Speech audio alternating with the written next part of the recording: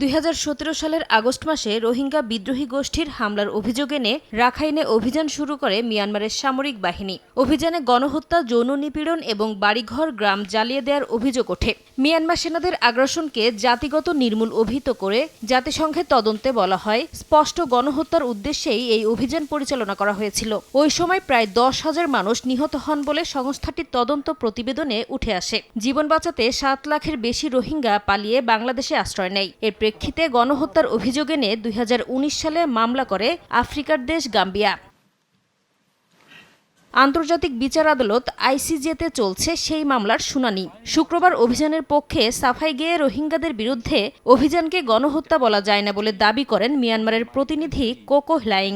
বলেন, বিদ্রোহী গোষ্ঠীর হামলার জবাবে সন্ত্রাস বিরোধী অভিযান চালানো হয়েছিল। সেই অভিযান বৈধ দাবি করে গাম্বিয়ার রোহিঙ্গা গণহত্যা প্রমাণ করতে পারেনি বলেও মন্তব্য করেন তিনি।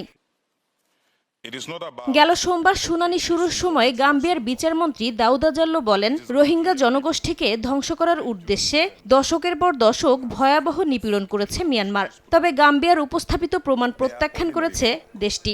এমনকি জাতিসংঘের তদন্ত মিশনের প্রতিবেদনও অভিযোগ প্রমাণের প্রয়োজনীয় মানদণ্ড পূরণ করতে পারেনি বলে দাবি নেইপিদোর।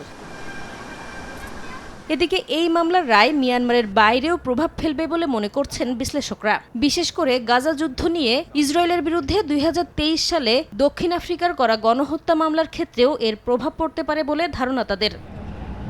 নাসরিন রুমি, সময় সংবাদ।